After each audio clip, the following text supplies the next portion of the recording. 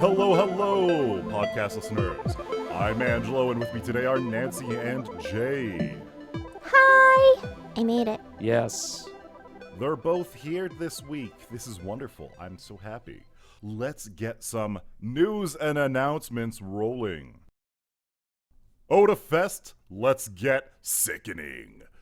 Queen Valerie Hunt, Doggy Chow, and Mixed Gender are hosting.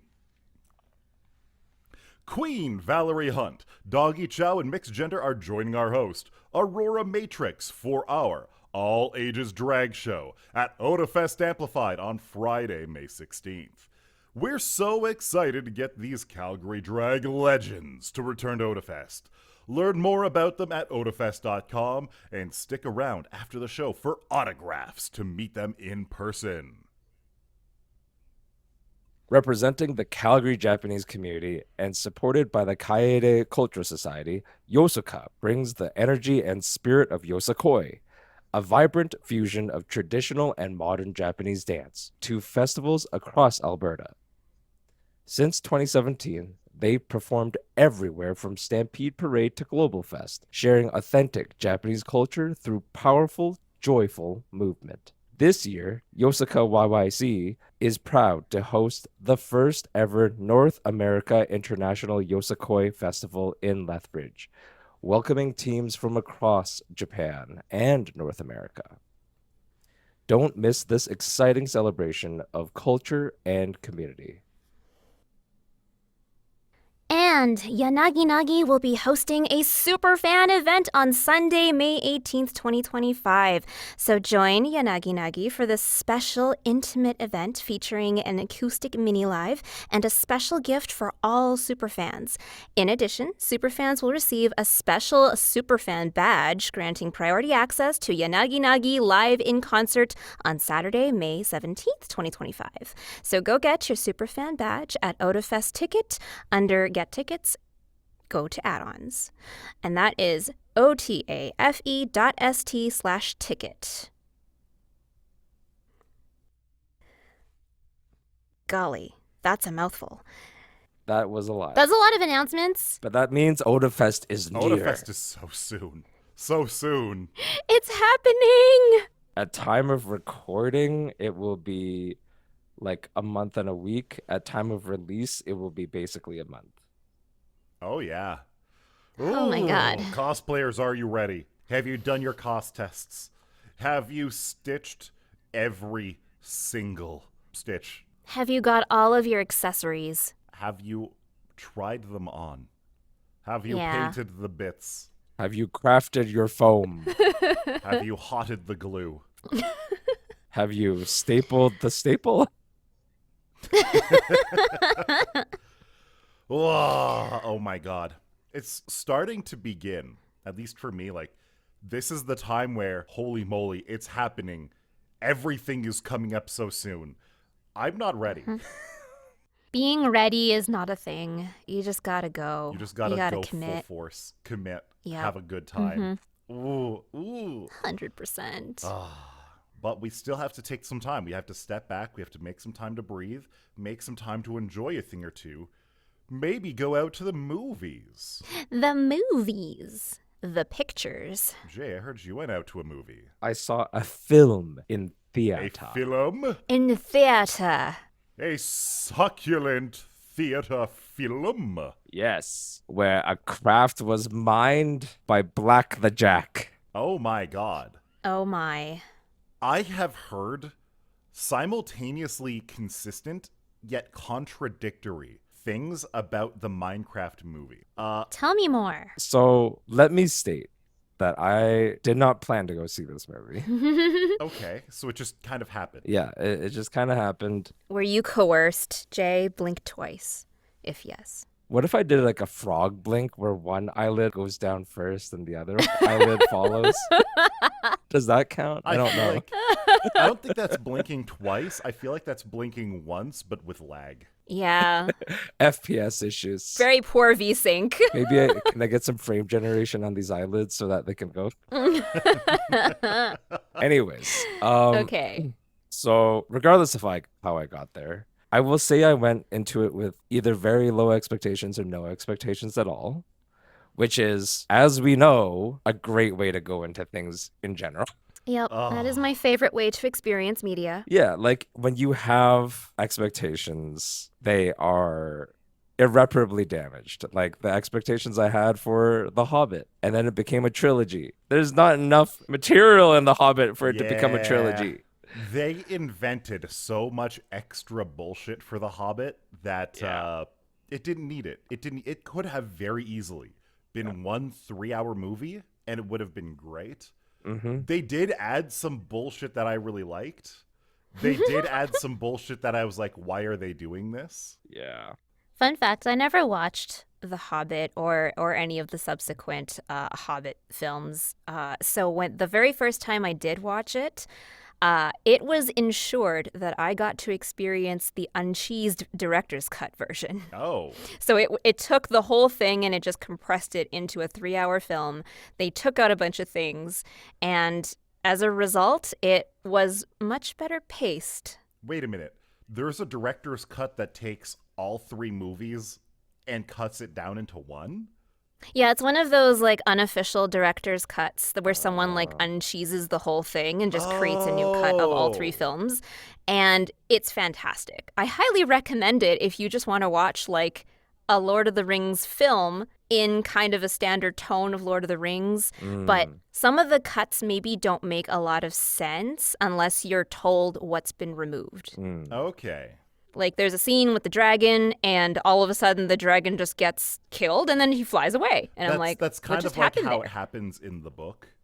Yeah, In they the book, try to stay somewhat faithful to that. Smog just leaves the mountain, and he goes to burn down. It's not called Osgiliath, is it? Lake Town. I think it's just called Lake Town in the book. Yeah. Uh, and then Bard, because he's got the special black arrow, just shoots the special black arrow, gets Smog in the chest because Bilbo or somebody leaked the information to him. I can't quite remember. And then Smog just heckin' dies. And then the dwarves return to the mountain and everything's great. It's funny to think about it because Smaug's death, despite him being such a big build-up of an antagonist, he really does die in a very Anticlimactic way. yes. He kind of just Yes. disappears, and then the rest of the antagonist proceedings are basically like politics. Oh yeah, well that's one thing about The Hobbit. It's a very silly, goofy, light-hearted book for the most part. There's Yeah. elements of darkness or despair, because that's just Tolkien's style. But it's a really lighthearted book where like the action isn't the point most of the time. Yeah. Like in the book, the Battle of Five Armies starts with Bilbo getting knocked the heck out, True. and then he wakes up at the end of it. Yep. What a great way to write None it. of that happened. Anyway, Anyway, I highly recommend the de-cheesed version if you're ever going to experience this film. yeah. But for the Minecraft movie, so I've heard multiple conflicting but consistent opinions. All of everything that I've heard so far suggests that it's not very good. Allow me to I flesh see. out the experience. I love Minecraft, the video game, the Java edition video game to be very specific, because the McDonald's exclusive toys are just for Bedrock edition. How dare they? How dare they? Java came first. I remember Minecraft when it was a Java applet. Does anyone remember yes. applets? Yeah, I remember those things. They were awful in memory management. Oh, they were so bad. Our conversation so far is actually very representative of the Minecraft movie in that it is ADHD to hell, okay? Oh no. Oh. Between ourselves Okay. going left and right immediately. The movie itself is very Gen Z, Gen Alpha coded, where there's not a lot of cohesiveness in the story. As in, there's like a overarching thread, but like the way that they arrive to conclusions or solutions for plot is very like, oh, we'll just do this. Like it's ripe with like plot holes or like potential failure, but it is a kids movie. Okay. It's very much a fun movie. Okay. It's made for the people who were born after Minecraft. So there's like elements of it that I don't get because part of the story derives from Minecraft Dungeons, which is like an offshoot dungeon crawler RPG version of Minecraft.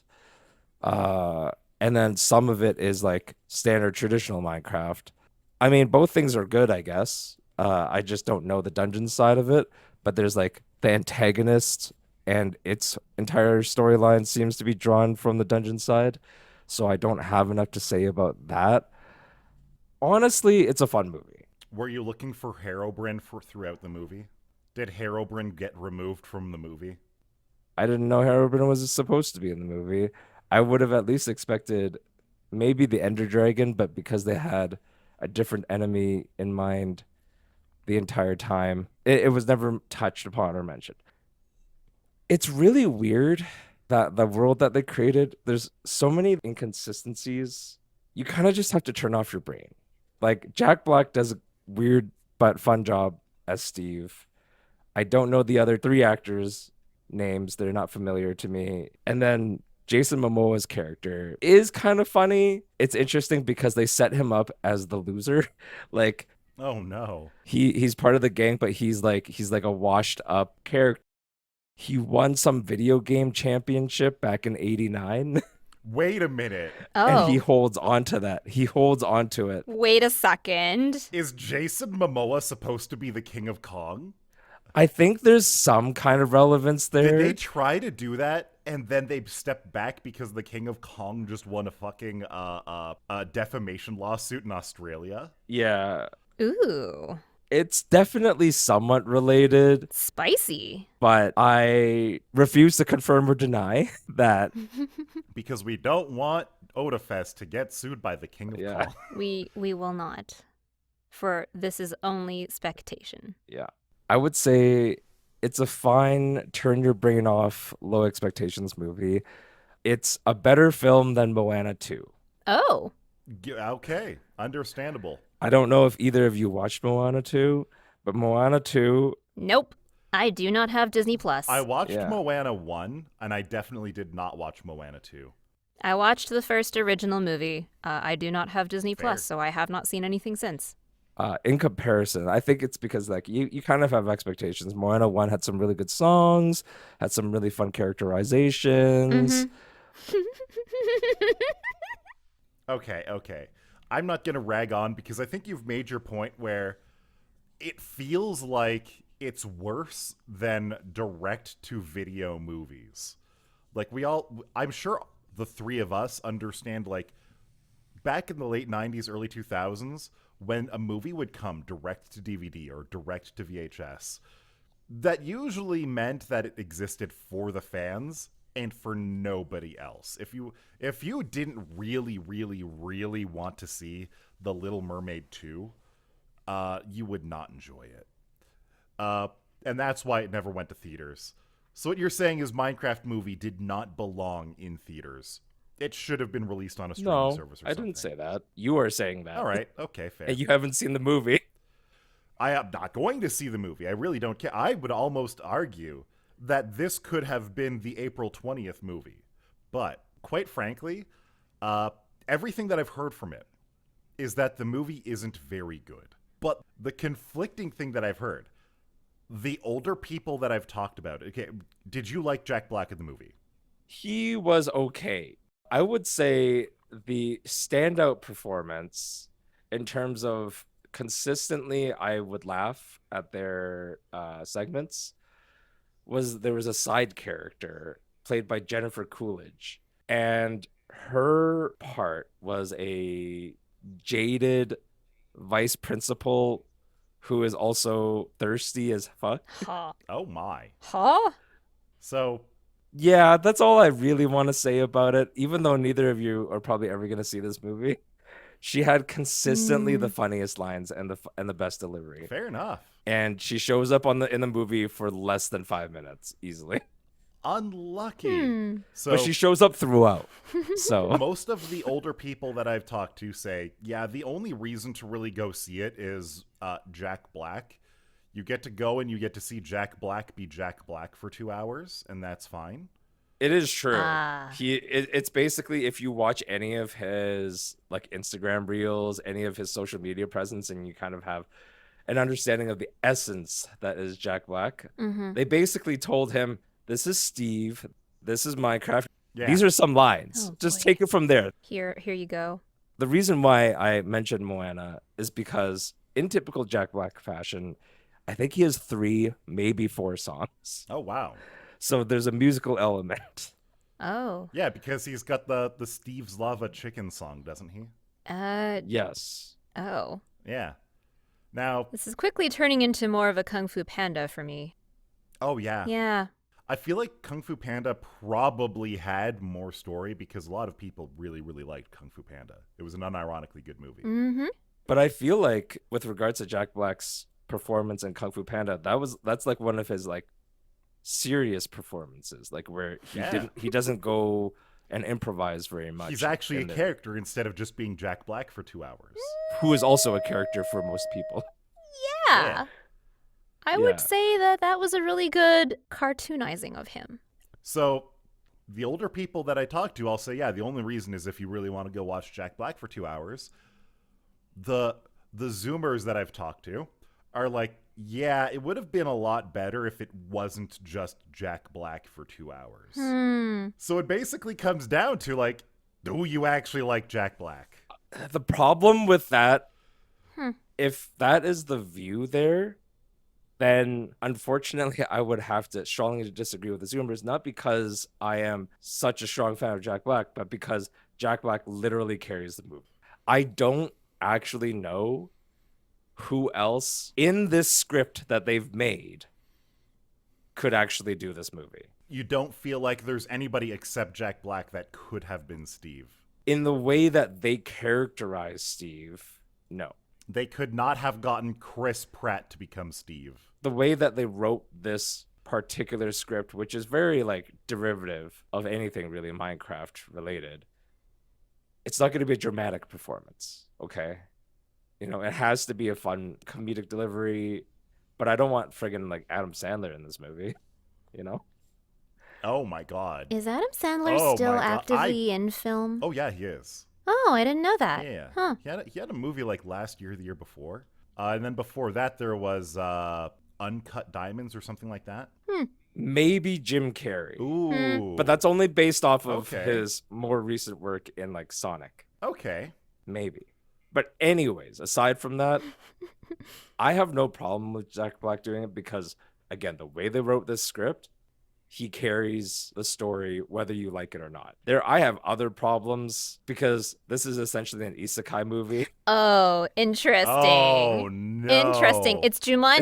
It's an isekai. It's Jumanji, but isekai. In some ways, yes. The worst, most egregious thing that I cannot accept from a suspension of disbelief viewpoint is that you have Minecraft characters entering the real world every now and then, but they don't get converted to looking like real world people. So you have the real world characters who look like real world characters in Minecraft. Yes. But then you get a villager coming out into the real world, and instead of just becoming a regular looking dude, they're the blocky weirdo going, ha.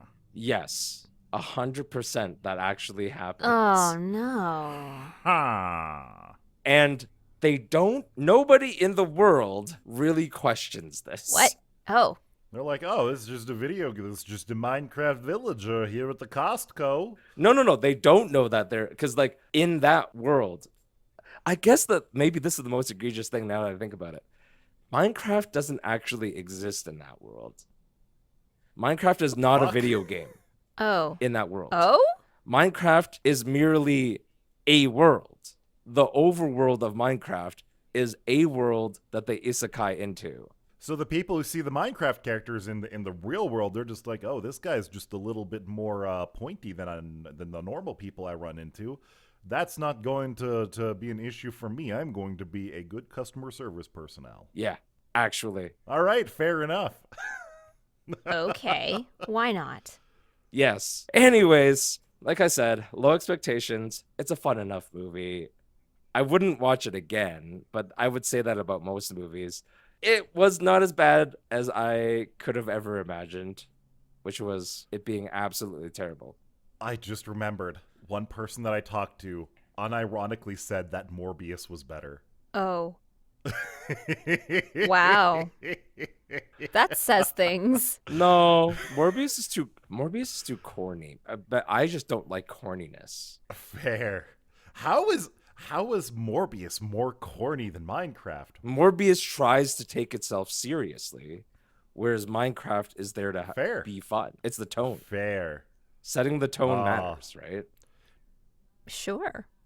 Now, Nancy, I think you're supposed to have a nice box for making tones in by now. Yeah, so, Where's your tone box? I don't have it yet. And my tone box, it is probably, if I had to guess, I think it's in Montreal somewhere. Oh, so it's actually made landfall. Come to the tone zone. Oh, yeah, so it landed in Halifax on the 23rd of March. 23rd of March. That's like 3 weeks ago. It has been there. Yeah, so it has not made its way here. And I suspect a lot of what's happened with like tariff announcements constantly has been negatively affecting the border services folks. And that's why it hasn't made it through customs and onto a truck yet. I'm so sorry. But yes, this is the kind of anxiety that you get. Angelo knows this well because he recently bought a new shiny toy and then had to wait for it all antsy-like while it made its way here. And then eventually the shipping notification said it's been delivered. This is that, but spread out over the course of 8 weeks. Oh my God. I feel like I would die. And going.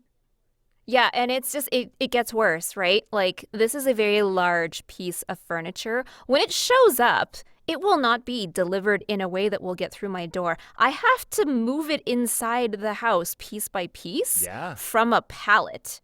And it is questionable whether or not they will be able to drop it off close to my door, depending on how many cars are parked out front on any given day. Oh my God, I didn't even think about that. You millennial snowflakes and your tracking notifications. In my day, we were lucky if the shipment and the ship itself didn't just sink into the sea, never to be seen again. I mean... No, I remember that, where you would just fill out a form, you would include a check, you would mail it away. Yeah, a mail order form. And then you'd just be sitting twiddling your thumbs for 6 to 8 weeks, and then your package would arrive. You would get no notification it was even on its way. You would just be praying. I had the benefit of being able to know where my giant container ship was when it was crossing the Atlantic. Oh my. Your giant container ship didn't get stuck in the Suez Canal? No, it didn't get stuck. It actually made it through just fine. Like, it went through that little channel that's that Morocco is right next to. And then when it landed in Halifax, I was like, all right. Oh, the Strait of Gibraltar, I think it is? Yeah, that one. All right. Neat.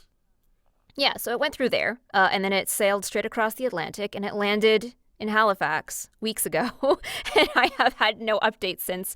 I know it had arrived in Montreal for customs and etc., but, like, I have no idea when it's actually getting onto a truck. I thought it'd be here by now. I thought I would be recording today's episode in my new booth. It is not here. I'm so sorry. Oh, my God. The anticipation really must be killing you. You have, like, rearranged your entire house to fit your new booth. Exactly. The anticipation has been dragging out for weeks because we've had to do so much prep work just to make room for it. And the house feels like a different place entirely now because all the different rooms in the house are used differently. It's been a time. And like I'm enjoying it because I actually feel like this arrangement is really good. Like it feels like a really nice, efficient use of space. Okay. Ooh, nice. But like... all you had to do was give up the fact that your front door is now the back door, the roof is now the ceiling, and the ceiling is now the floor. Well, if I had stuck with my original plan and not rearranged the house, this booth would have ended up upstairs, which meant that my ceiling could become the floor. Oh my God. It weighs 1,200 pounds. It is not a light piece of technology, let's say. Out of curiosity, did you check what the load-bearing capability of your second floor would have been like? Yeah, so I went through a weird rabbit hole where I looked through Canadian and Albertan building code I remember for that. residential homes. And like we dug through it and we were like, well, it looks like if you're in a I bedroom, still think it should have been fine. it could have been fine. It could have been fine. And I spoke with an actual home builder, so someone who actually builds homes for a living, and that's how they make money, and they're passionate about it. And they said, yeah, that's how much stacks of materials weigh when we like put them inside a home, and we're still like working on putting things up. I am generally not comfortable leaving that amount of room long term in any spot. Like we deliberately tried to distribute that weight throughout the structure so that while we're constructing it, we get a chance to reinforce it and make sure that nothing sags. But he had a very legitimate concern around how he would be worried that if it was on the second floor in a bedroom, bedrooms already have 30% less capacity than regular floor space. So he was worried that long-term storage of an item that heavy would only survive if it was next to an exterior wall and deliberately positioned across joists. And even then, he was like, you may want to check and make sure that you're not seeing sagging every like couple of months. Okay, understandable. Which is terrifying. And then a different friend of mine works in architecture, and he said he sat down with his VP of engineering, and they just did some really simple math and was like, you're like 4 times over capacity in that one spot. You maybe don't want to do that. Versus, Oh my, interesting. Those damn people and their math always ruining things. Yeah, so this was sort of an opinion that I came up against a lot while asking people about it. And then like weeks and weeks and weeks ago, I think I asked Dio, and Dio said, yeah, of all the people we know who have one, they're always in a basement. Yeah. Although that person might end up moving. Which makes total sense to me. They're Yeah. currently looking at moving to Calgary. Oh, And we're like, well, that's delightful. you could get like a townhouse or something. Uh-huh. But I looked up the building code for condos. And apparently for condos, the floor rating is much stronger. It's 40 pounds per square foot. Well, yeah. So like a 1,200-pound item should be pretty safe in a condo, just about anywhere. You could put it in like even a 100 square foot closet should be able to carry 4,000 pounds. I'd also be really worried about what else is on that floor, right? It's not just this. It would also depend on whether it's like, are you talking a wood construction condo? Yeah. You Or would are have to look talking at the a rules concrete made when that construction? condo was built. But by that Yeah. 40 Also true. pounds per square foot, I could take 36 of those booths into my condo. Walking around might be an issue, but weight-wise, 36 of them shouldn't be a problem. Oh, that just reminds me of like Habbo Hotel. That seems so insane thinking about that many of them in any given unit. Like, that's insanity. Yeah. Do you remember Habbo Hotel? Habbo Hotel, I only remember closing the pool. In any given apartment or whatever, they would just like, because furniture was like kind of currency. It was like a trading currency. There was actual currency, but furniture was like the I've trading never currency. heard of So you just this. have rooms stacked Oh my with God. furniture. Good grief. Like stacked with couches or stacked with like beds, and they made games out of it. It was Good crazy. grief. Crazy times. That's insane. I feel like the only furniture I could realistically stack would be like the IKEA lack tables, make myself a lack rack, just an entire stack of lack racks. You should do that, and then I will give you a whole bunch of acoustic foam, and then you can make a booth out of it. Oh my God, a lack rack pillow fort recording booth. Do it. Go forth, my dear student. Make yourself insanely weird sound-treated spaces. Exactly. But yes, not the romantic kind of shipping anxiety, unfortunately. No, and honestly, like your audio booth, your recording booth is going to be so much more expensive, and the process has taken already so much longer than my item did. I built myself a microphone. You're listening to it right now. But there's this wonderful website. Why didn't you build yourself a macrophone? A macrophone? The microphone is already about 7 inches long. If it was macro, Jesus, I'm not sure if I could fit 36 of those in my apartment. Also, you would probably hear like every single neighbor of yours. I would hear Mars. I would just hear the vibrations of Mars. You would hear colors. You would be able to hear the creation of the universe from across. Well, actually, you say that. Technically speaking, the noise that microphones pick up is part of the cosmic microwave background. Mm-hmm. So True. when you're hearing like a buzzy microphone, you are hearing the creation of the universe. Amazing. The world buzzing around you. So there's this wonderful company called Mic Parts, and they sell parts for mics. Very interesting. They sell entire microphone kits that are made to sound like different microphones over the course of time. Like vintage microphones. And so the one microphone that I picked up, what they call the T12, is a really interesting microphone. It's a transformer microphone. And, oh my God, I can't remember which microphone it was made to sound like. There was this AKG microphone that it was made to imitate. And it's just made to have some vintage transformer coupled just nice vibes. And I was like, yes, I like the nice vibes of that. I was talking to a friend of mine, Otafest guest, Girl DM. They actually use the exact same microphone for all of their singing, vocal recordings. So any of their cover tracks, like I Really Want to Stay at Your House, her recording of that is using this exact same microphone. Nice. Fantastic. And I was like, oh, well, that kind of sealed my intent on this microphone, being like, yes, they had the mic parts people build their microphone for them. I want to build mine. I want to build mine. I want to do it myself. Exactly. And so some people build Gundam kits. Angelo builds his own microphone. And keyboard, don't forget that. Which is really funny because I actually did have to buy some nippers. I had to buy some nippers to make this, just as I would have had to make Gundam kits. Good thing I already have nippers at home. Is there a Gundam that's also a microphone? I bet there is. I'm pretty sure there was one in G Gundam. I bet there is. I'm pretty sure. Wasn't there like a female Gundam that had like some idol bullshit going on? Or am I more thinking of like a Macross? I bet there's also merch that functions as a microphone. Oh, almost certainly. Speaking of, very minor tangent, I went to Omomo on the weekend and saw tons and tons of merch there. Ooh. Not only did they have ReZero merch, but they also had some really good Gundam and Macross stuff. We spent a very good long time.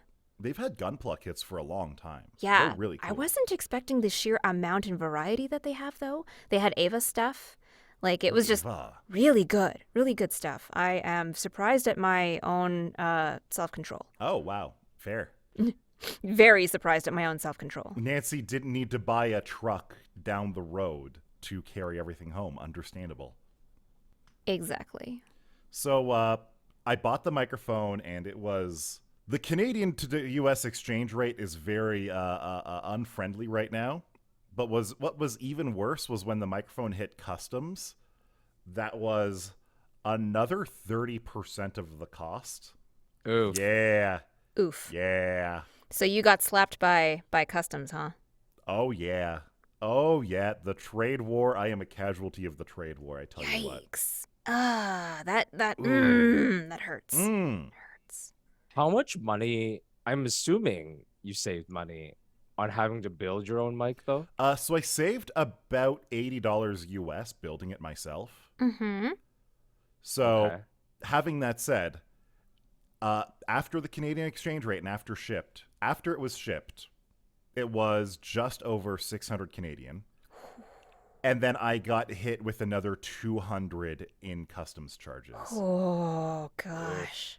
Yeah. Oh Yeah. gosh. Yikes. Oh my, I'm so sorry. I'm so But sorry. like, it's a really nice microphone. It is legitimately worth that much money. But oh my. Oh my. Ooh.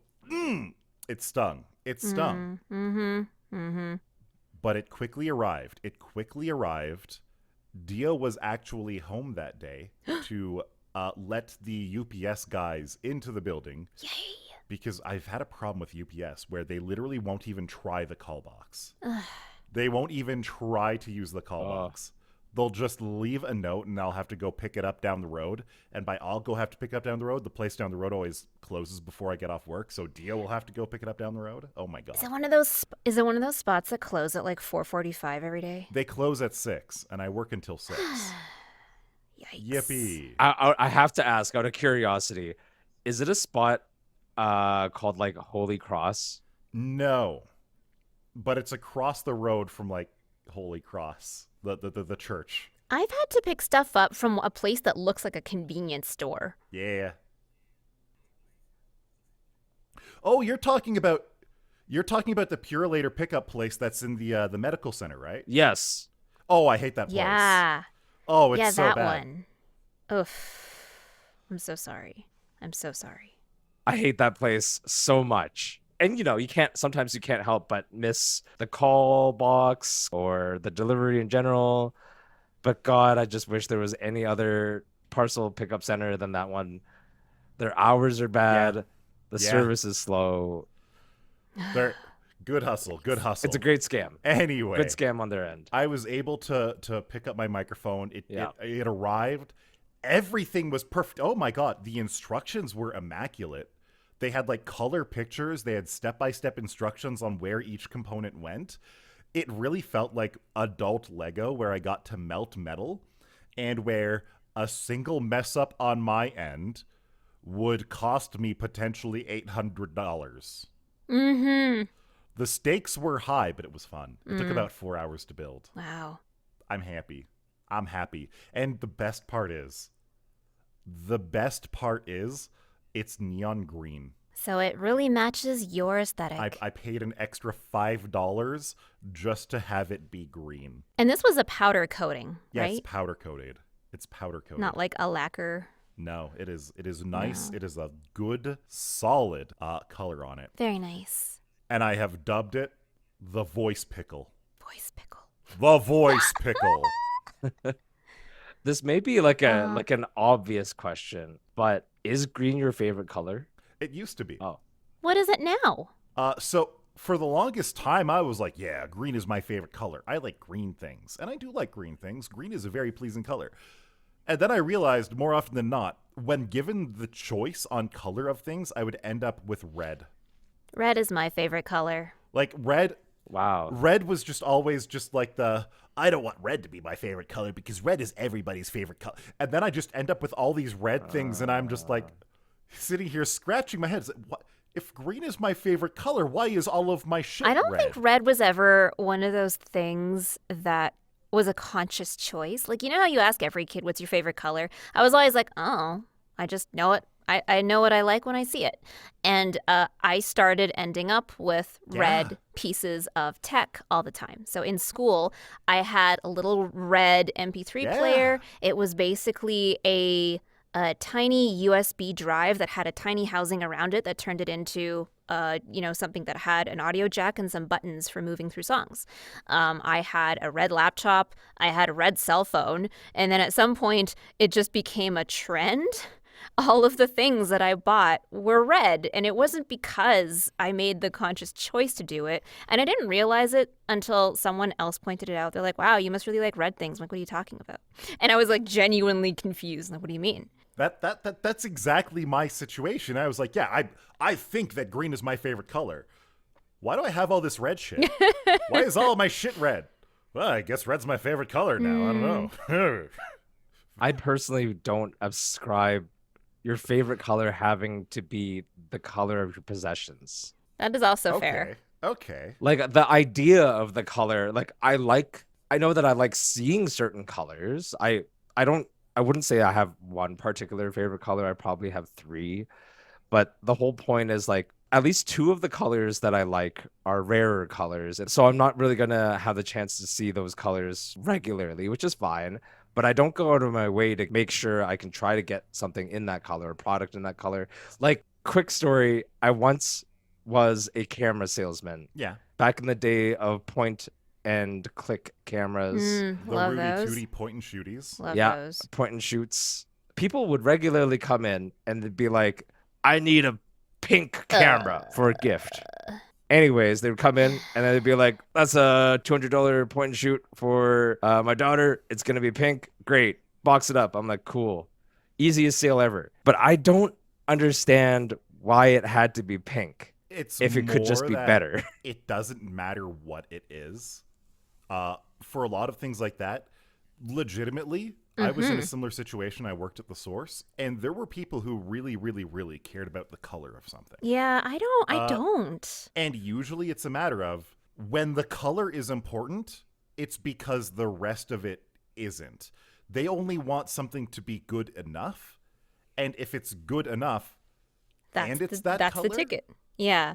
So then that's what they want. I guess. And if they have a fat enough wallet, well, they could go with, it's more than good enough. It is 100 And times it's better pink. than good enough. yeah. But the color So is what's important. if anyone had gotten me pink things, I would have been the opposite. I would have been like, oh, can I trade it in for a black one? Like that was always my reaction when people got me pink things when I was like much, much, much younger and people were still buying me things for birthdays, for example.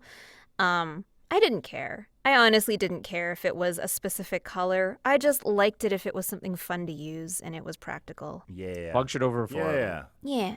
And I think we've got a practical episode Next week. for next week. See you next time. Goodbye. Bye-bye.